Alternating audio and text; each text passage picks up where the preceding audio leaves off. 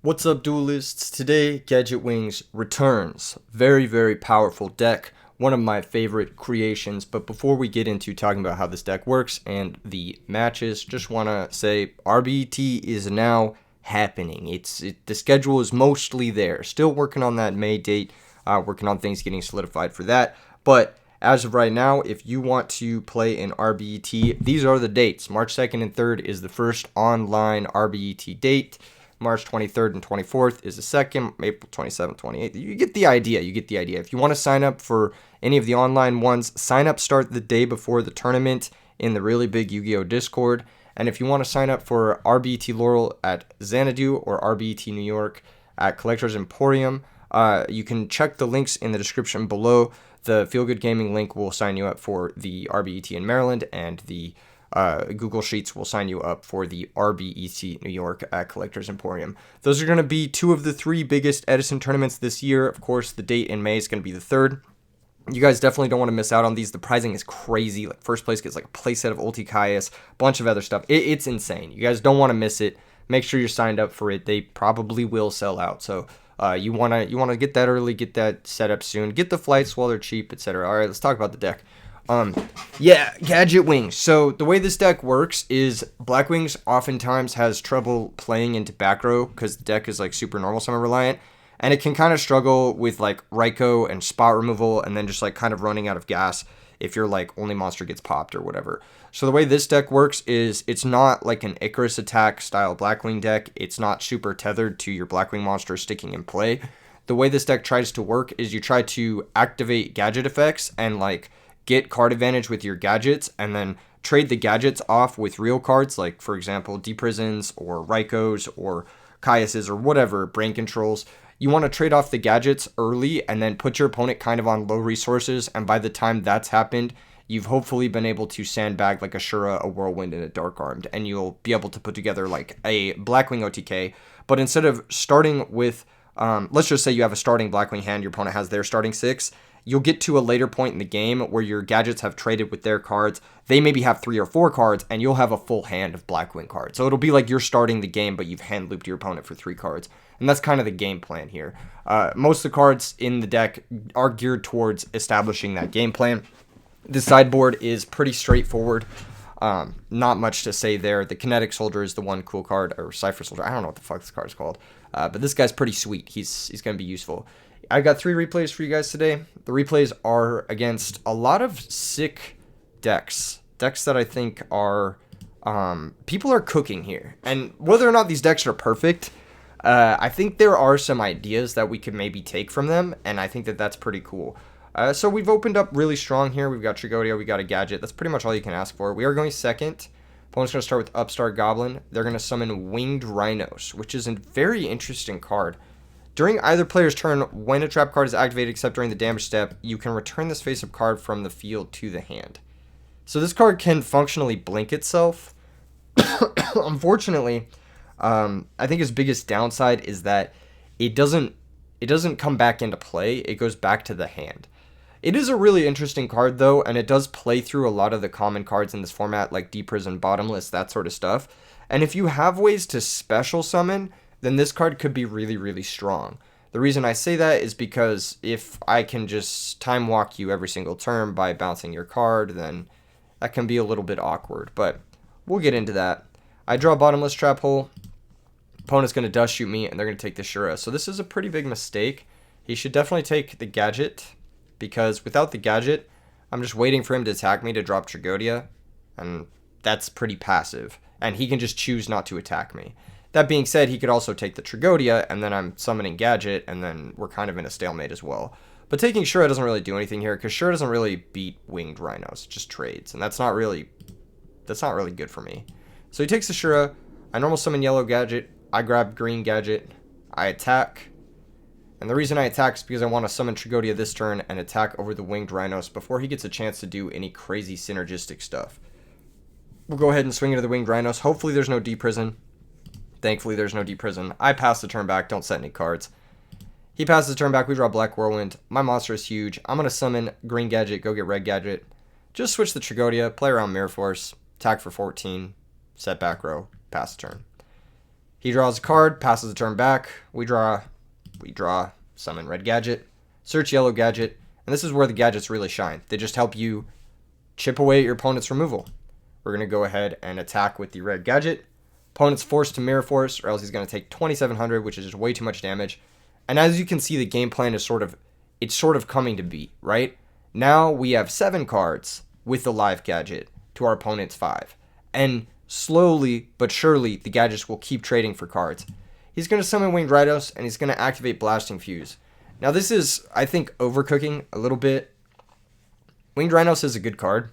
Like, I think it's legitimately a card that could see play in Edison format. It's very interesting. It's kind of like a spirit monster in a way that it's like hard to deal with.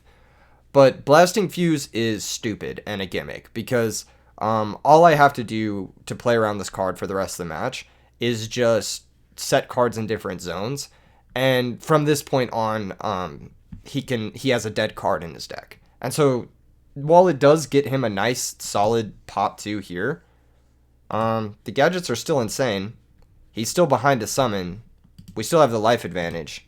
And now I can play around that card for the remainder of the match. So if he has one of those, then he has no more dead cards, but something tells me he's playing more than one. So we're going to summon yellow gadget. We're going to search green gadget. We're going to attack for 1,200.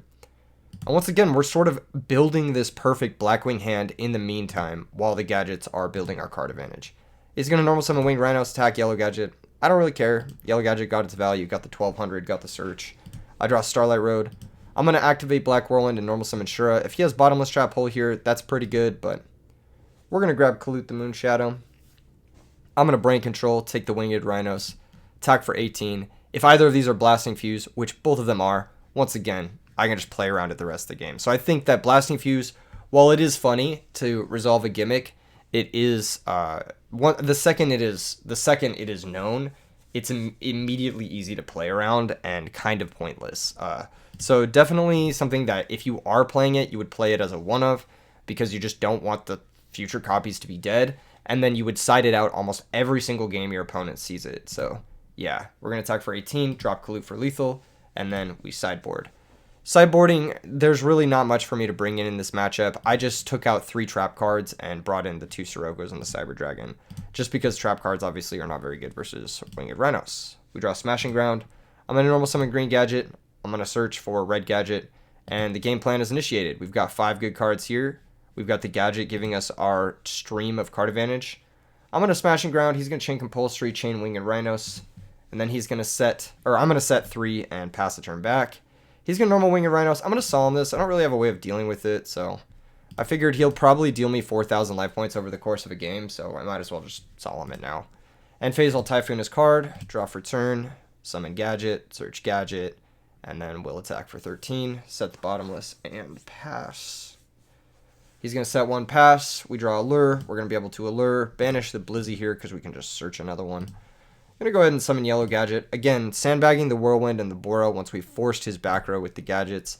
Switch the red gadget to defense. This is a misplay. I should have just left him in attack because I have Road to deal with Mirror Force. But at this point, I'm not really focused on the game. I was actually in a call. So I draw green gadget, normal green gadget, search red gadget. Blah, blah, blah, blah, blah, blah, blah, blah, blah. Gadget beatdown initiated. Now, a card that is on my radar is Needle Sealing because these types of decks with Winged Rhinos, that sort of thing, definitely want to be playing Needle Sealing. He's got Upstart Goblin, but once again, we've got Starlight Road, so I'm just like, whatever. Set. And another reason I'm not like just killing him super quickly is because I kind of do want to see more of his deck.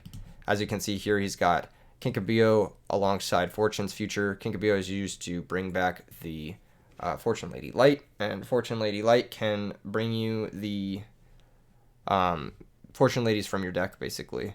He's got the Blasting Fuse in post board, but once again, this card is a gimmick. It is interesting to see Winged Rhinos alongside the Fortune Ladies. I wonder if there's a reason for this. I wonder if there's a reason why he's electing to go for Winged Rhinos plus the Fortune Lady engine. There's got to be something there that I'm missing, but I'm not exactly certain what it is. Maybe we'll see it in his hand here in the remainder of this game. I'll pass the turn back. He draws Needle Sealing, but we've got Starlight Road, and that's just going to be all she wrote.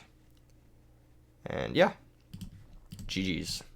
His back row, interesting cards, but again, I think a little bit overcooked with the Blasting Fuse probably want something like Pulling the Rug in a deck like this just to deal with gadgets because they seem like a problem. All right. Next match is up against Darker Force. Darker Force is playing Lightsworn Zombies. Lightsworn Zombies is a deck that we don't see a lot of. And I'm honestly like, I'm kind of considering why. It's not insanely synergistic. It's kind of high variance, but Solar Recharge is a ridiculous card. And if you do mill like a Mizuki, like, it's really good. The Lightsworn zombie variants that I've played have actually been more heavy on the Zombie Master. I've played multiple copies of Zombie Master as a way to just bring something back, pitch Lightsworn names to get your JD live, pitch Wolves, that sort of thing. But they've been more on the Lightsworn side of things. My opponent, Darker Force, is playing something that's more in the zombie side of things, but it still does have Solar Recharge in it. It's interesting. I think that this is something that we could maybe revisit in a future video, Lightsworn Zombies, because I think it has a lot of potential. Anyway, green gadget, search red gadget. The game plan is initiated. We're building our perfect Blackwing hand. We've got Deep Prison for this Pyramid Turtle. So Pyramid Turtle is not a card that's ever really on my radar when building Lightsworn Zombies because it's just kind of one of those synchro zombie cards, like where you're trying to get Goblin Zombie and then go for a big synchro combo. When I have the Lightsworn monsters, I'm more thinking about like dropping JD. But it maybe makes sense to play Pyramid Turtle in these types of decks because if your game plan is to, like, let's say Pyramid Turtle crash, bring out like Ryu Koki, for example, or bring out like Vampire Lord or something like to that degree, then you can get a big monster into circulation for your Book of Lives. And that's kind of interesting. I mean, that's like not a terrible place to be. I don't know. Food for thought. Anyway, he passes back to us. We draw Shura. No reason to commit the Shura. Just go red gadget, grab yellow gadget. Again, we're just building the perfect Blackwing hand while using the gadgets to kind of like annoy the opponent. Attack for 13. I was just going to attack for 13, but he did the drop 2700. And then I waited like a solid 15 seconds to see if he was summoning Gores, and then I attacked for 14.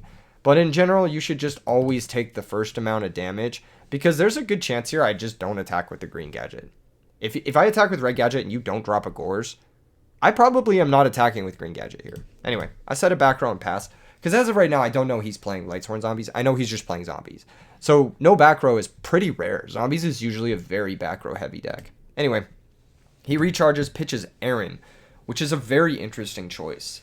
He draws 2 and mills 2. Mills another Pyramid Turtle and a Book of Life. So kind of learning a little bit about his deck. He does get a zombie in the graveyard for his Zombie Master and Book of Life, but we don't have a monster in our graveyard quite yet.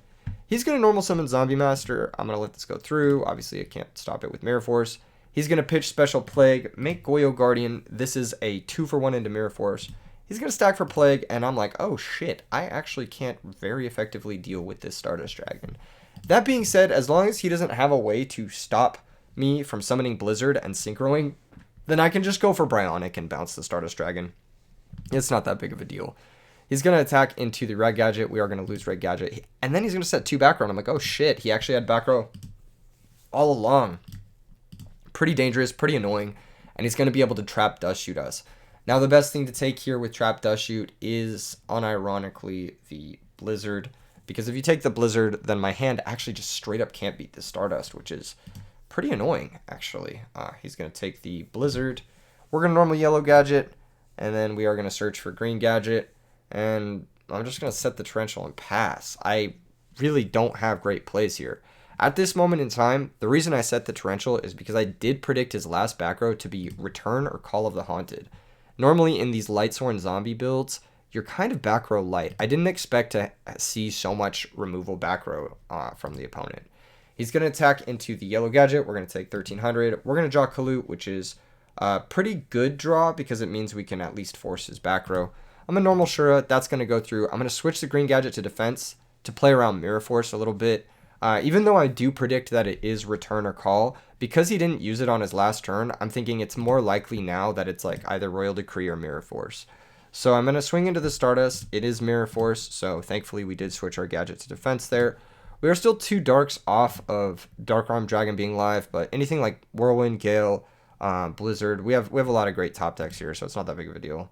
He's going to Book of Life, banish the Shura, and that's going to cut off actually some of our top decks. We're pretty much forced to Torrential here. He'll Stardust Negate, and now he'll Zombie Master, pitch Necrogardener, bring back Pyramid Turtle. So he's starting to get pretty set up here. If he attacks, we will Mirror Force. I think from his POV, it's bad to attack because he knows this back row has been dead into Stardust. So what he should do is just get the Stardust back and then like not swing with the Zombie Master and then have the Zombie Master in play. But trading the Mirror Force for the Zombie Master also isn't a terrible exchange for him. That being said, this circumstance right now is not great for him because he's on 3 cards and I have 6, and I'm top decking to a lot of good stuff. We draw Black Whirlwind, which is pretty great. I'm going to activate it, normal summon Kalut, activate Whirlwind, search for Gale. His back row is a D-Prison, which is a card I didn't really expect to see, again, because I just don't expect that much defensive traps from a Solar Recharge focused like zombie list with Necrogardener and stuff. But anyway, we are able to find Gale. Gale can have the Stardust Dragon. Because he did Book of Life, banish our Dark, we can't set up for Dark Armed quite yet. We can make Armed Wing and then like possibly, but I think the best play is actually to switch the green gadget to attack. And the reason this is the best play is because he has 1 back row and he has 1 Necrogardener. So I need 3 ways to attack over the Stardust Dragon. If I don't have those 3 ways, then I can't play through 2 potential interactions and I won't be able to clear the Stardust Dragon this turn, and it will continue to annoy me for the rest of time. So I go ahead and attack over the Stardust. Main phase 2, smashing around the Pyramid, and Synchro into Armor Master. Armor Master is a little bit more resilient of a threat here. If his back row is Call of the Haunted, he could Call of the Haunted Yugioh Guardian. And any 6-star I can make besides my own Yugioh Guardian would not be that great. So I figured that, okay, if he has Return, he can make a 6-star, which is like Bryonic, and in which case, like, Bryonic's going to bounce no matter what Synchro I make. But if he has Call of the Haunted, it's best for me to make Armor Master because Yugioh Guardian can't do anything to Armor Master, and actually it ultimately loses to the Armor Master given enough turns. He's going to charge the Light Brigade, mill 3, and search Raikou, and he's going to reveal that he's playing Skull Flame. So what Skull Flame is it's a 2600 monster that can be summoned off of Pyramid Turtle. It's also an 8-star for trade-in if that's something you're looking for. But it's basically one of the strongest things you can summon off Pyramid Turtle, kind of confirming my suspicions that Pyramid Turtle is just like a way to tutor a huge monster in this deck. And I think that that's pretty interesting. I think that's like a legit sort of way to see this deck. I don't think that this is necessarily a bad way to play zombies. A lot of spot removal, a lot of ways to get Book of Life live. You're almost playing more of a stun deck than a synchro combo deck. You do have access to the synchros with Plague Spreader Zombie, but you're not really trying to go for like those big diva OTKs. You're trying to go for more of a like mid-ground play of summon a huge monster and set a bunch of back row to protect it, or like get a Necrogardener and Grave, or like loop the big monster with Book of Life. It's a little bit more of a resilient strategy, but it's a lot less explosive in some ways. Anyway, searches Raikou, sets the Raikou, passes the turn back to us. I'm going to normal green gadget. I'm going to search red gadget. I'm going to do what my deck does best. We're going to attack with the Armor Master. He's going to D-Prison. I'm like, dang, he has D-Prison. That's so weird. There's so many defensive traps. And I'm like, not really piecing together what his build is all about yet. Anyway, attack with red gadget. Raikou's going to pop the Black Whirlwind. Pretty good pop there. And then he mills 3 more defensive traps. And I'm like, bro. Or not 3 more. 2 more, sorry. 2 more defensive traps. And I'm like, geez, that's a lot of traps. But yes, he does have the multiple Zombie Master. So it's very similar to the builds that I've played. But I've never really been a Pyramid Turtle Skull Flame. I've been more just like triple Zombie Master Mizuki Plague. And like that's my zombie package. And I'll play like Book of Lives and stuff to get them back. And then I'll use Zombie Master to just like pitch dead wolves, pitch dead Celestias, and get my JD live basically. But it's not a bad build. I think what he's doing is like he's kind of cooking in a sense. Anyway, Kalut gets to attack direct for 14. He's gonna set a monster. We're gonna draw into Starlight Road.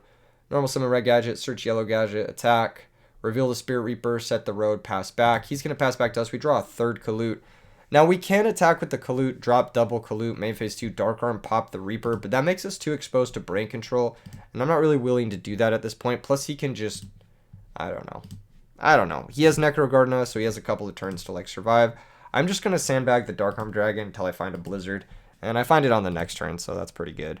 Normal Blizzard, bring back Gale. Gale, pop the Reaper, attack with everything. No reason to synchro special Dark Arm. There's no reason to do that in main phase 1. Because this represents lethal even through the Necrogardener that we know about. And he's going to lose game 1. So for game 2, I sided in the Crow. I sided in the Nobleman, I think. I sided in... No, I didn't side in the Nobleman. I just sided in 2 Royal Oppressions and a Compulsory. I sided out a Starlight Road. I sided out... I think a Kalute. I sided out a Lure. And I sided out... I think a Bottomless going second. He has some ways to get in under Bottomless, primarily Pyramid Turtle. So I was thinking Bottomless isn't the best here, particularly if he's also playing Rikos, and going second Bottomless is like kind of weak. Anyway, he shows me a bit more of his deck for some reason. I don't really know why. But kind of interesting. I didn't read what that Supersonic Skull Flame card does, but maybe there's something there. JD, probably not enough Lightsworns to utilize JD. We saw over half his deck, and we only saw 2 Lightsworn names. So, yeah, probably not enough Lightsworns to fully utilize Judgment Dragon, but maybe he's cooking. Maybe there's something there. Anyway, he draws for turn, recharge, draw 2, mill 2, mills more trap cards, and he is going to set monster, pass the turn. We're going to start off with the gadgets, as is our usual game plan. We've got Pot of Avarice this game, which is a nice one. Green gadget attack, Goblin Zombie Surge Zombie Master. Both our engines are fully functioning and online. I'm going to set the Mirror Force. He's going to attack with the Lila. I would have elected to break with the Lila, because then you at least get the mills. But Mirror Force is going to pop the Lila there. He's going to pass the turn back to us. We're going to draw Black Whirlwind, and now we're cooking, because I can just go Whirlwind, search Blizzard, and it's best to get the Whirlwind going early here instead of the gadgets. Even though the gadgets do lead to an Avarice, the Blackwing monsters will actually lead to an Avarice quicker, and I want to force him to act at this point. We're going to attack for 14, attack for 17. He, again, does not have Gores. We're going to pass the turn back. He's got Zombie Master. Pitch Mizuki, bring out Mizuki, attacks. We drop Kalute. We could have not dropped the Kalute, but I figured it's better just get the damage now and go for game next turn. Anyway, Mavis 2, he sets 2, passes back. We normal Blizzy, activate Whirlwind. He's got Solemn Judgment, but we've got Special Gale to extend, which is really, really nice. Gale's going to have the Mizuki, drop it to 850, attack for 850 over the Mizuki, attack directly with Gale for game, and he's going to reveal a Book of Life. His hand had a bunch of zombie monsters in it, kind of too much normal summoning, or too many normal summons, locking him up. But I think that this deck could be really interesting. I actually want to hop over to the deck builder and try to brew it. Lightsworn Zombies. So for the Lightsworn engine, I think like the minimum necessary monsters you'll need for Solar Recharge is probably like 7 with charge. I think that that's probably like the minimum. You could maybe get away with like... Yeah, 7 with charge, I think. Possible you'd want like Celestia, Arcus, Aaron. Possible you'd want some amount of Wolves.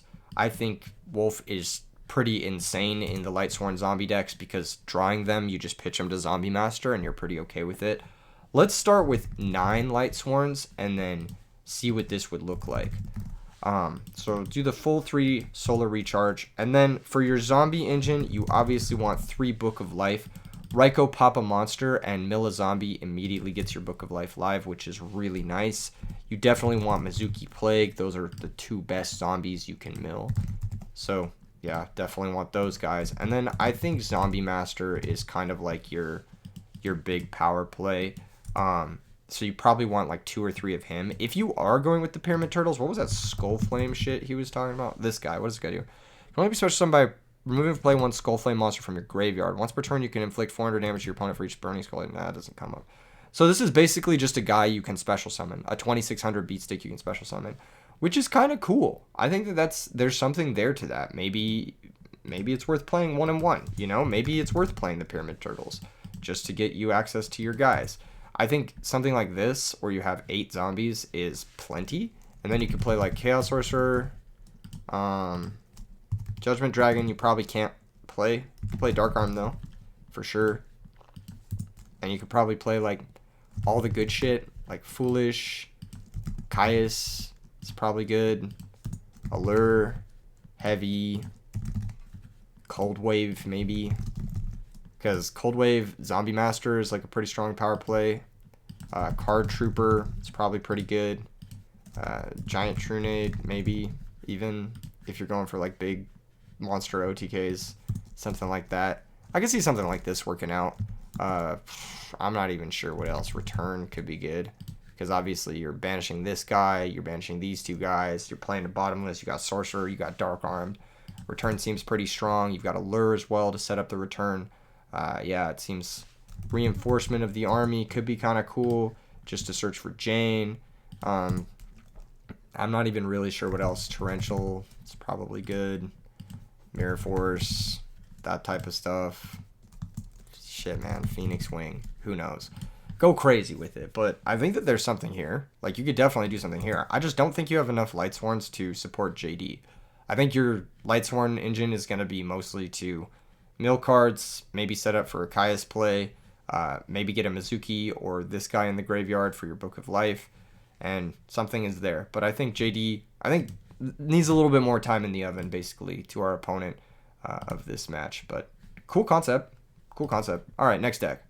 Next deck is versus Whack, and his deck is really sick. I was actually stun locked by part of his deck for a moment. Anyway, this game we don't open up with the Gadget, which is actually kind of annoying because they're like my preferred openers. And then we also don't open up with Whirlwind, which is pretty crazy. So not opening with a Gadget and a Whirlwind, once again, let's go ahead and hit that MTG Nexus draw calculator, draw odds. It's pretty unlikely. It's not like entirely unlikely, but if you run 8 copies of a card, right, and you draw 6 cards, your chances to have one greater than or equal to 1 is like 77%, 76%, roughly. So, I mean, odds have less than 1, maybe 1 in 4 games, but it's pretty unlikely. Usually you're going to open up with a Gadget or a Black Whirlwind. Anyway, Lone Fire Blossom, and that's not even factoring in the hands where you have Allure, but not those cards. That's an additional few percentage points, or 1 percentage point. He's going to go into Dandelion, which makes me setting this Dimensional Prison pretty bad, because it's telling me he has Debris Dragon. I draw into Smashing Ground, which could be useful had he gone into Titanial, but alas, he did not. So I need to deal with this Dandelion somehow, or else he's going to Caius my D-Prison, and I don't really want that to happen. So I'm going to normal Shura, Special Bora, and I'm going to get Vayu out of the deck, and I'm going to kill both tokens. Now this is really annoying, because he could Debris Dragon, and then blow up the field, and I just get 3 for 1, which fucking sucks. Or 3 for 2, I guess, because the Dandelion, but the Dandelion gives him 2 tokens, so it's like 3 for 1, functionally. Android's going to give me 600 life points. I'm just trying to get some marginal value in the chance that I get Black Rosed, which I'm 1000% getting Black Rosed here. He's going to Debris Dragon, bring out Dandelion, and he's going to Synchro. I let him know that it has to be in attack position, because Debris Dragon does have to be in attack position, and that could come up later on. Black Rose Dragon's going to blow up the field, and he's going to get 1 token, and it's going to be all buggy and laggy, because Dueling Book is like that. So I give him a token, and he passes back. I set Trap Dust Shoot and just pass back. I want to get use out of my Tragodia before I start playing these other cards. I'm going to Dust Shoot him, and this is where we're going to see what the fuck is going on. Holy shit, what a deck. So this deck is really interesting. It's a Fusion Debris Plant deck. Fusion Debris Hime. And it is fucking rad. So not only does he have access to Zombira the Dark, plus you would normally play this card called Mario Kutai, I believe. Hold up, let's take a look at that card in the deck builder, which is an interesting card in and of itself. During your opponent's turn, when your opponent activates a spell card, you contribute this card to negate the activation and destroy it. It's actually just a straight up Solemn Judgment for spell cards, which is a very interesting effect. Another thing to note is that it is a water and a salvage target. So it's like a reusable spell negate, which is like strangely good. Like you'd be surprised how good this card is against decks like Dragon Turbo, for example, or like Amaryllis. You normal summon this on turn 1 and you set it back row, and it's like, shit, I can't fucking play the game, until you deal with this card. It definitely is really annoying. So he can send that off of Prisma here to set up for the Warrior Returning Alive, which is a powerful fusion you can make with Mario Kutai and Zombira the Dark. So I think, is it the warrior returning life? No, it's the last warrior. The last warrior. Sorry, I got the names wrong. It's the last warrior from another planet. If this card is special summon, destroy all other monsters you control. Neither player can summon monsters. You can still set monsters under this, but it's a surprisingly good effect against decks like Blackwing's Hero Beat, where they can't really play the game without being able to summon monsters. They can't like Gemini Spark, they can't Honest, they can't Diva, they can't do like a lot of what the deck is trying to do. This card is pretty good against the two most played decks in the format. So really interesting hand to see here. Because now it's like, what do we take with Dust Shoot? If we don't take Titanial, he can tribute summon it, and he can attack us. And even if we do drop Tragodia, the Tragodia is not going to be strong enough to kill the Titanial. So that's pretty bad.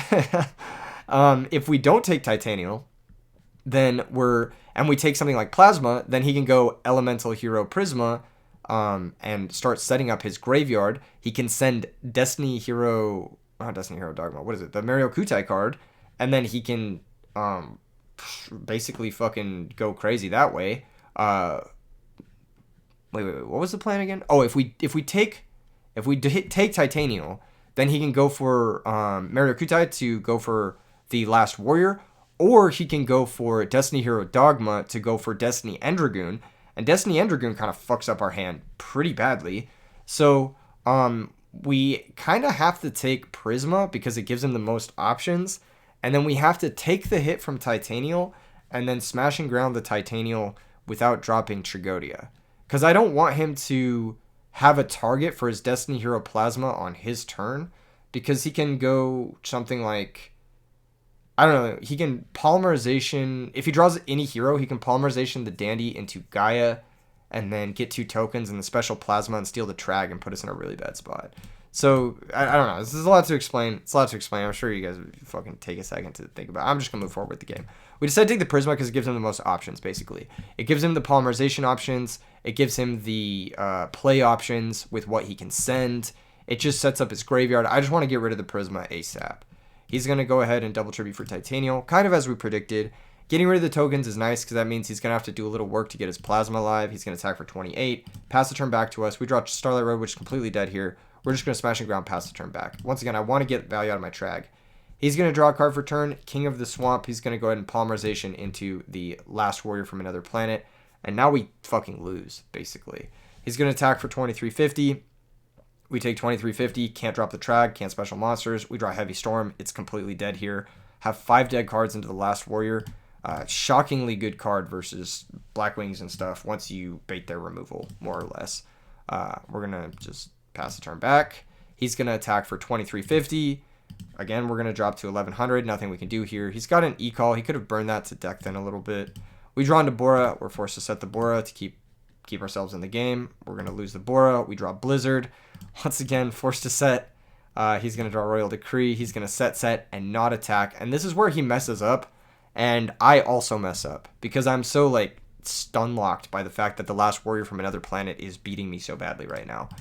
We do have Avarice, which is alive, but I make a big mistake here. What I should have done was brain control the Last Warrior, attack his set monster, because it's most likely to be the Dandelion he had earlier on, because he hasn't been shuffling his hand on the draws, I believe.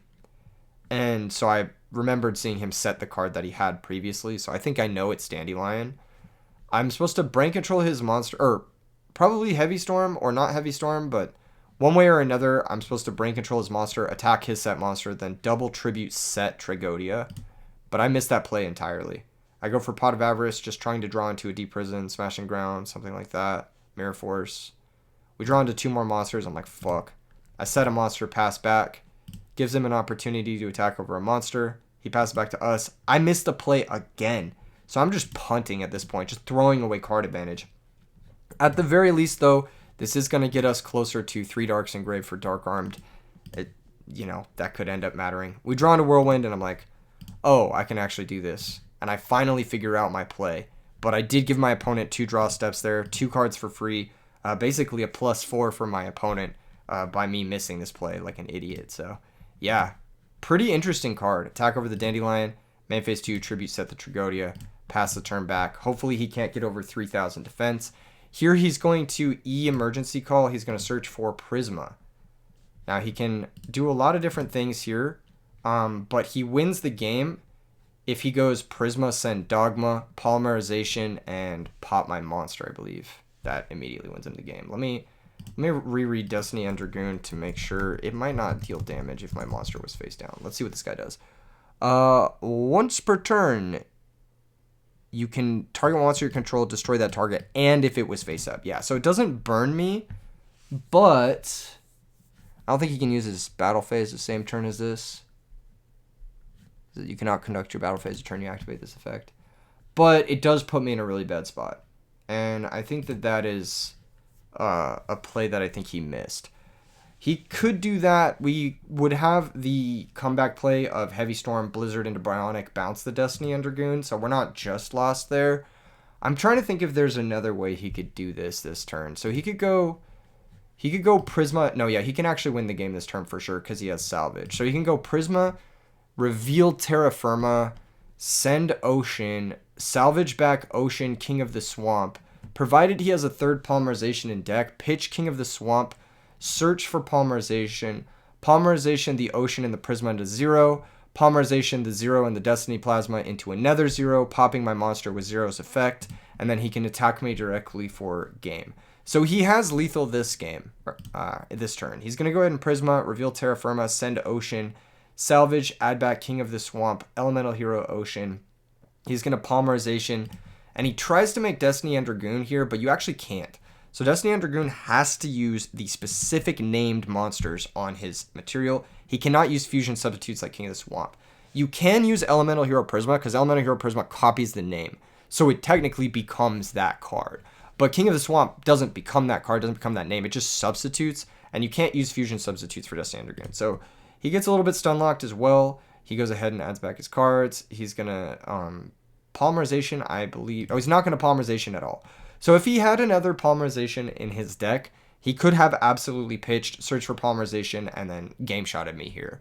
But instead he's going to attack into the tribute-sided monster because he's probably a little bit tilted that he couldn't do that play. He's going to take 1300. He's going to set a back row, and we're going to rip Dark Arm Dragon. And this messy fucking game where misplays back and forth all over the place is going to be resolved by me getting like a really lucky draw. So yeah, that's what's going to happen here. But his deck is fucking sick, and you'll see how cool it is post board because man, this Salvage really ties it all together. Salvage can add back the Mario Kutai, it can add back the King of the Swamp, and it can add back the Ocean. So that's 3 really cool targets, and 2 of those targets you can send off of Elemental Hero Prisma to just like immediately get your Salvage engine going ASAP early, which is so sick. And King of the Swamp can immediately pitch himself to the graveyard, so you can get all this card advantage like in really unique and cool ways. And there's another card in his sideboard that works well with Salvage that we'll see in game 2. But yeah, here we're just gonna pop, attack, and go to game 2. So for game 2, I keep the siding pretty minimal. I just bring in Royal Oppression because that card's insane. So yeah, he's gonna draw for turn. He's gonna set a monster, and this is the card that I was talking about that also works with Salvage, which is Snowman Eater. And then on top of that, Snowman Eater and King of the Swamp, they both also work with Debris Dragon. So the deck just like has all these really cool synergies. I can't wait to try this deck out. It's so sick. It's got a lot of stuff going for it. He sets a back row. We normal summon green Gadget. We're going to go ahead and search for red Gadget. And this is where we reveal that we're on Gadget Wings. I'm going to attack into his set monster. He's going to Snowman Eater, pop the green Gadget. I'm going to set 2 and pass. Now he blind Space Typhoons here. You should never do this. You should never, ever do this. In order for me to get over this Snowman Eater, one of the ways I'm going to need to be able to do it in a Blackwing style deck is Icarus Attack. Having a set Space Typhoon here is going to give you that chainable into my Icarus Attack so you can get a 2-for-1. Also, because I'm playing both Gadgets and Blackwings, you can 1000% assume I'm playing Royal Oppression, and so you should absolutely hold the Mystical Space Typhoon for the Royal Oppression. If that's still not the case, you should still hold the Mystical Space Typhoon for a potential Black Whirlwind or, I don't know, fucking Solidarity or whatever. Everything that you want a Mystical Space Typhoon, you want to wait to Mystical Space Typhoon it in this matchup. So you definitely don't want to just be shotgunning it like this. It's not a correct play. Anyway, he's going to shotgun it. He's going to hit the compulsory evacuation device. We're going to pass back the turn. He's going to go ahead and normal summon Elemental Hero Prisma. He's He's going to send Elemental Hero Ocean. He's going to attack for 17. That's going to get his engine going. He could have done a couple of different things this turn, but I think that that's probably one of the better plays he can make. He's just going to pass back. We're going to activate Brain Control, taking the Prisma. I'm going to try to get my Yugioh Guardian resolved, so I have a huge monster to back up my Royal Oppression. I'm going to steal the Snowman Eater. So that Brain Control dealt with 2 threats, and it got me a big monster in play, or 2 big monsters in play, which is pretty nice. He's going to go for Miracle Fusion, and he's going to run into Royal Oppression. So him just not holding his Space Typhoon here absolutely cost him this game, because I think he could have cooked a lot of stuff here. I think he could have definitely put some stuff together. Prisma, what can it send? It can send Dogma, Plasma, Ocean. It can send Zombira. Can it send a debris target? If Prisma could send a debris target, this deck would be insane. I got to figure out if you can make it so that it can send a debris target. Because there's no fusion that uses Dandelion specifically as a material. And there's no fusion that uses Lone Fire specifically as a material. And you can't send King of the Swamp with Elemental Hero Prisma, because King of the Swamp isn't specifically listed on any fusions. So if there's a way that Prisma can get Debris Dragon live, this deck is crazy. It's super, super cool. Anyway, he's going to run into Royal Oppression, and that's going to stop him. We're going to be able to normal summon Red Gadget, hit him for a shitload of damage, 4,100, representing lethal next turn. We don't need to set Mirror Force, because one of the few ways he gets back in this game is Heavy Storm. He's going to draw into Snowman Eater, so Snowman Eater really putting in a lot of work for him. It's going to keep him in this game. We're going to draw Green Gadget, normal green, search red, attack with Yugioh Guardian. Snowman Eater's got to pop the Yugioh Guardian. And now he can at least wall out the gadgets with the set Debris Dragon. But once again, if he had just saved that Space Typhoon, like he would have probably cooked us this game. I'm not going to lie. He could have done some cool shit. Anyway, even if he had just, like, you know, saved it, maybe polyed for absolute 0 on the turn he had the Snowman and the Prisma. Yeah, I don't know. Drawing double poly is obviously very unlucky too, but he's going to pass back to us. We're going to summon Red Gadget, search Yellow Gadget. We're going to attack. We do have Smashing Ground to clear this, but clearing it main phase 2 makes no sense. We'll just pass. He's going to Salvage. So Salvage really putting in that work, getting him another Snowman Eater that we're going to have to attack through. Snowman Eater's just like really doing a lot for him here. We're going to go ahead and attack the set Snowman Eater. Just want to proc the effect. It's going to pop our Snowman Eater or his Snowman Eater. Gets him another Snowman Eater in the grave. So if I ever kill this one, he can salvage 2 Snowman Eaters back and just start piecing together crazy card advantage. We're going to set a Yellow Gadget just because we have no more green gadgets left in our deck. So it's better to just get the guy in play. He's going to set a monster. We're going to draw Torrential Tribute. I'm going to Smashing Ground, Smashing Ground. This is actually a misplay. What I should have done was saved both the Smashing Grounds and played towards flipping my monster, activating Torrential on the next turn, and winning the game. But yeah, he does have a monster that walls out the gadgets. I assumed that if he didn't have a monster that walled out the gadgets, we'd be able to attack over it, but then he wouldn't set it, you know? I was thinking maybe it's a Dandelion, possibly, perhaps, but no, I'm just being silly.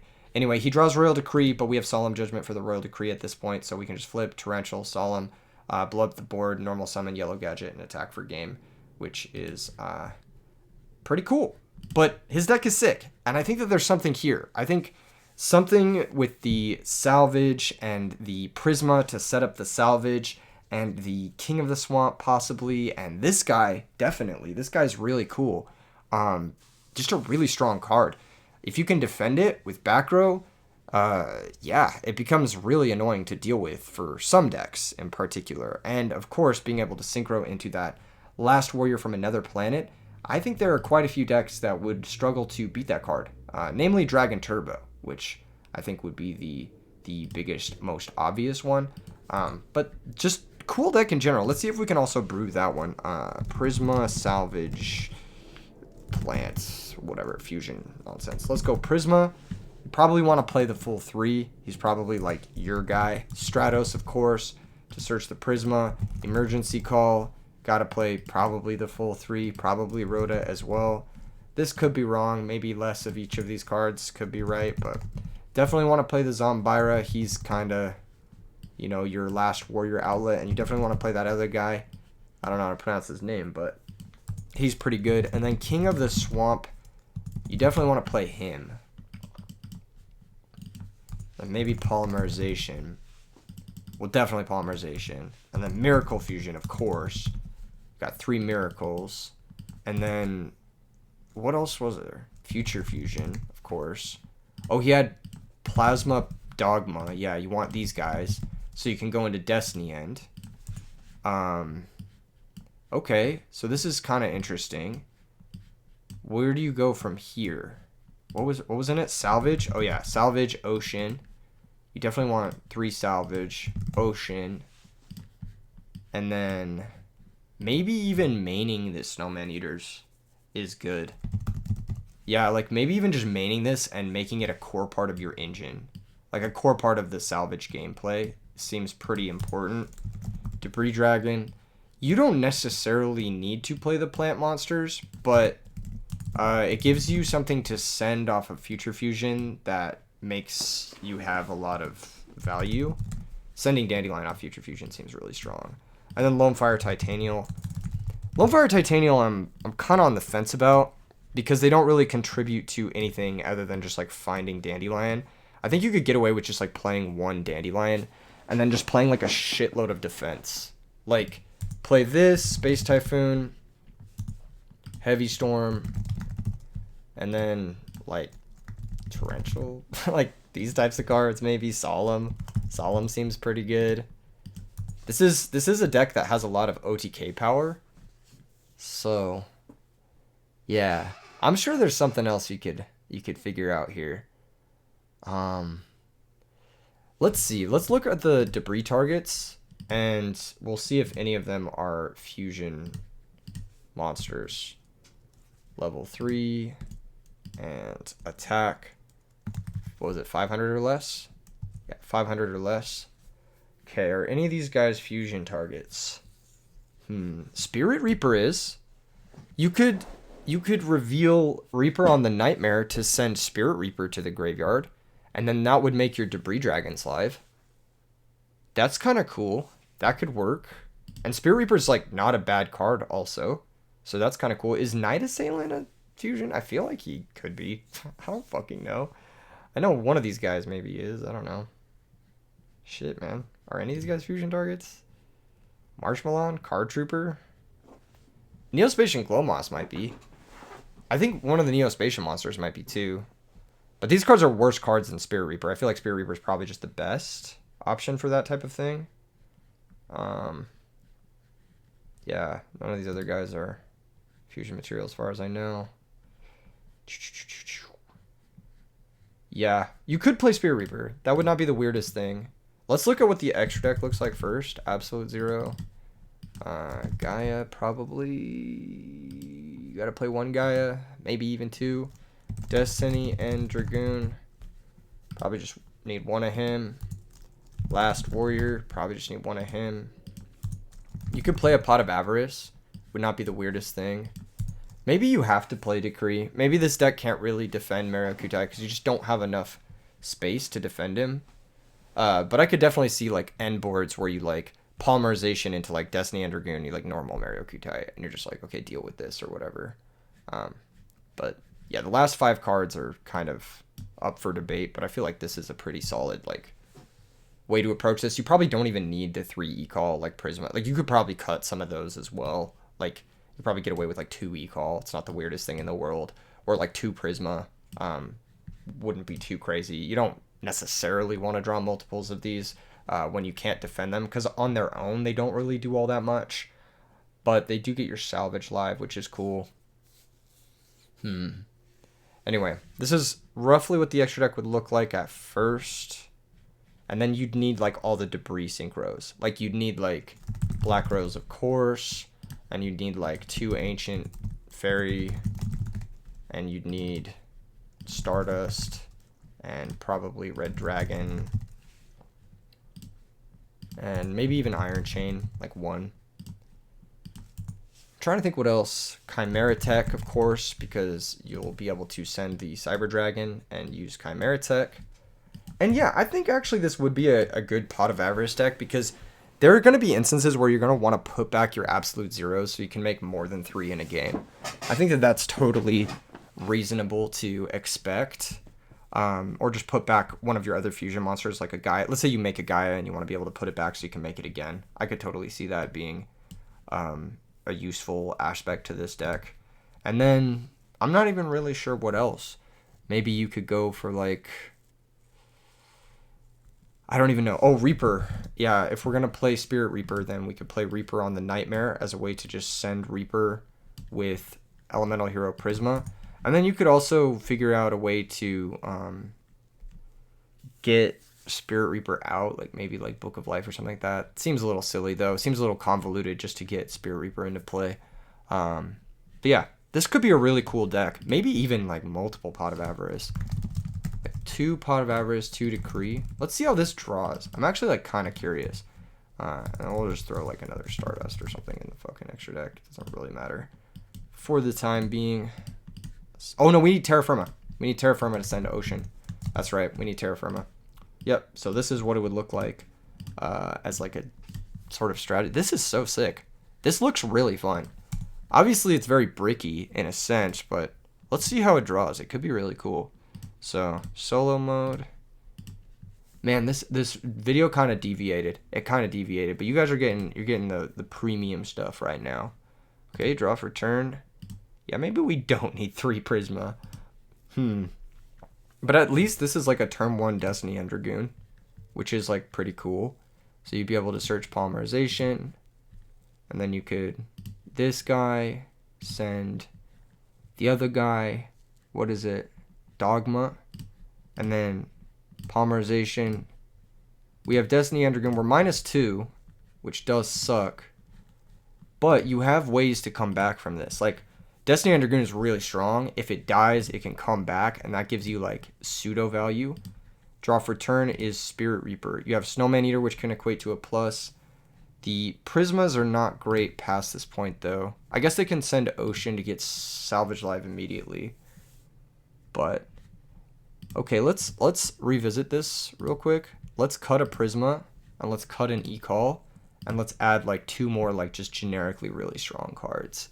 Like, I don't know. Another Pot of Avarice seems like a great way to piece together your thing, and then like a fusion recovery maybe. What does this card do? Target 1 Polymerization, 1 monster in your graveyard that was used as a fusion material. Add them to your hand. Yeah, that could be really useful. So you just have like 7 ways to plus off of your thing. Now that it's thing is like the worst word I could pick. Plus off of your, what is it? Your Polymerization minus, more or less. Let's see how this looks.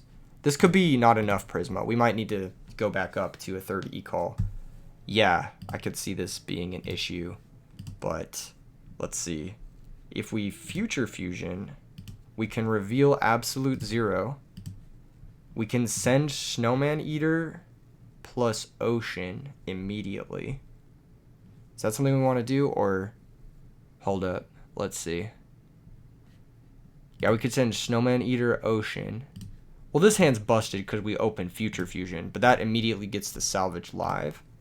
You could add these 2 guys back to your hand, which is pretty cool. And then you could Polymerization from here. You could set Snowman Eater, sandbag the Polymerization, Miracle Fusion play. You've got Pot of Avarice to go long. Eventually, you're going to get an Absolute 0 off Future Fusion. Well, that's busted because you opened Future Fusion, right? Like, that's a pretty good hand. Let's see the next hands. Let's see what's up with this. Holy shit, this is kind of gas. This hand's pretty good. You can go E-Call first. Rhoda can get Zombira, so it's a little bit more versatile. E-Call gets Stratos. Stratos get Prisma. Or you could immediately E-Call for Prisma. Doesn't necessarily matter. If you go directly for Prisma, you could send Reaper and then get the Debris Dragons live. But I think that this is better. And on the next turn, you draw into another Salvage. It's not great. I wish this guy could send both a Salvage and a Debris target all at once. Like, I wish this guy could send King of the Swamp. That's kind of the key here. If you're not opening King of the Swamp, the deck feels kind of underpowered.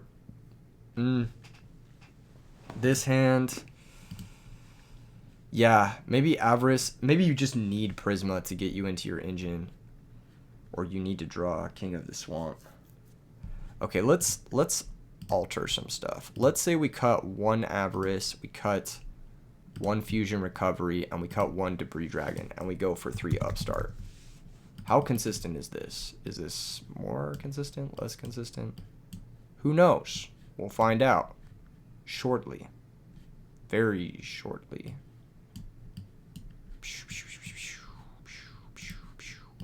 All right, yeah, let's see how this is. Man, I'm like fucking Yu-Gi-Oh mode right now. You guys get to see the cooking, if you will. We're devising a strategy so powerful. All right, so you got Stratos, which is busted.